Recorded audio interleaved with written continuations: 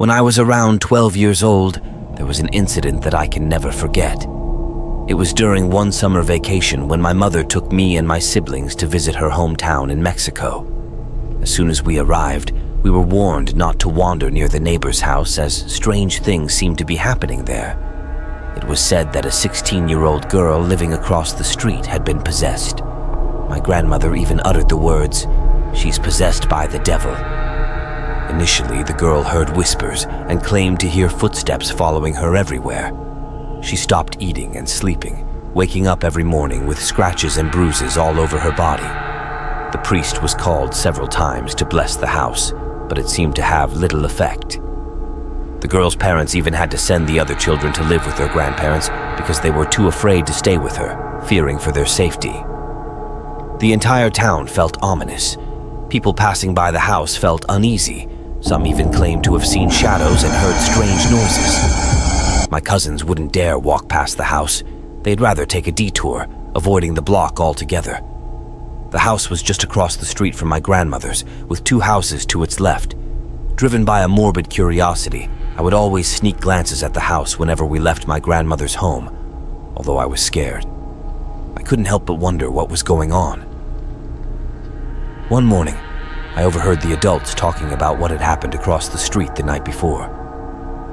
They said a large stain, resembling blood, had appeared on the wall overnight. They cleaned it with soap and water, then repainted it. But by nightfall, the stain miraculously reappeared. They rushed to find the priest, cleaned the stain again, and prayed, but the result was the same.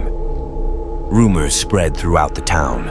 People gathered together, forming prayer groups, praying endlessly. Some carried rosaries, praying to rid the evil. We children were strictly ordered not to go near that house.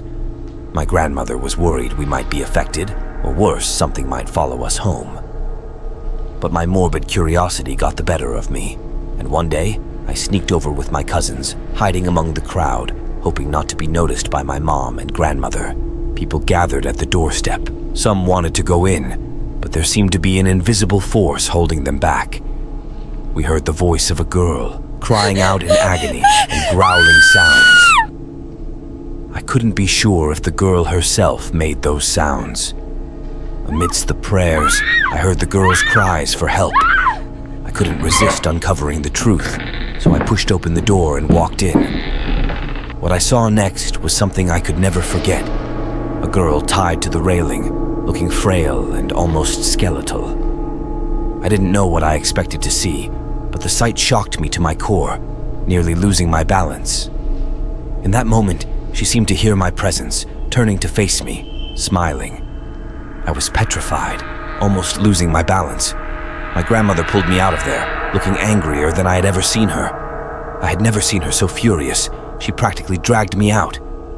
I got into a lot of trouble for disobeying, but this time, I truly regretted my actions. I was terrified. Every time I closed my eyes, I could see the girl's face and smile. I was convinced she would break free and come looking for me.